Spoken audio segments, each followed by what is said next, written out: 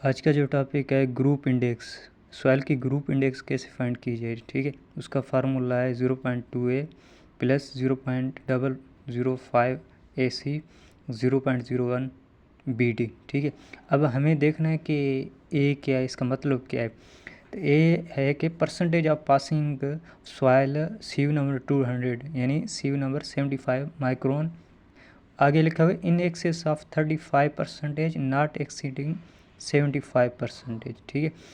अब इसका मतलब है जो पासिंग परसेंटेज है ना, वो 35 से ज़्यादा हो और 75 से कम हो, ठीक है। और ए का जो फार्मूला है परसेंटेज पासिंग -35, ठीक है।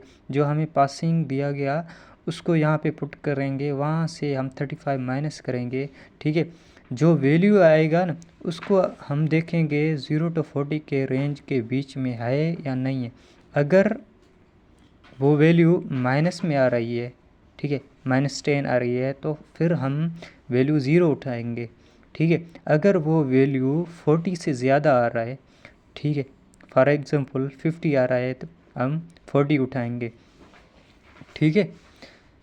तो बी क्या है, अभी बी को देखना है कि percentage of passing of soil 75 micron यानी सीव नंबर 200, ठीक है। यहाँ पे लिखा है इन एक्सेस ऑफ 15% नॉट एक्सीड 55%, ठीक है।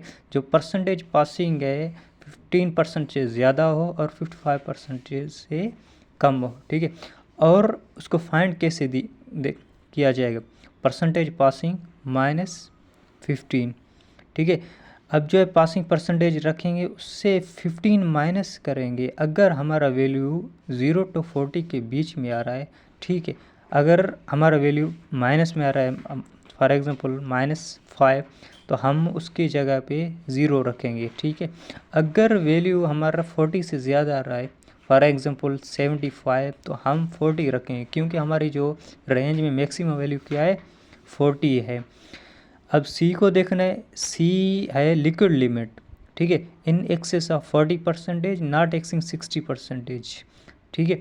अब इसका जो फार्मूला है लिक्विड लिमिट -40%, जो लिक्विड लिमिट गिवन होगा उससे 40 माइनस करेंगे, ठीक है, हमें एक वैल्यू मिलेगी। अब उसको देखना है कि ये वैल्यू 0 to 20 के रेंज में है या नहीं है।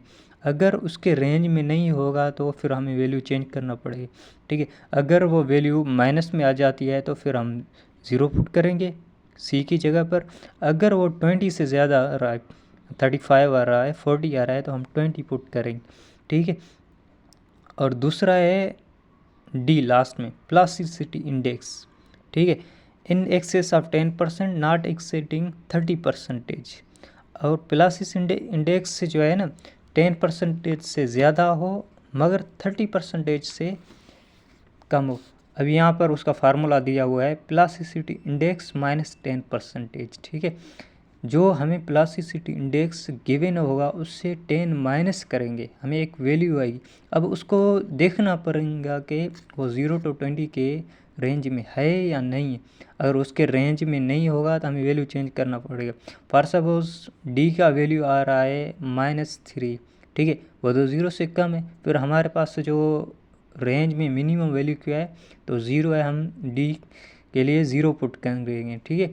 अगर वो वैल्यू 20 से ज़्यादा आ रहा है, फॉर एग्जांपल 21 आ रहा है, तो मैक्सिमम रेंज क्या है 20 है ना, फिर हम 20 पुट करेंगे।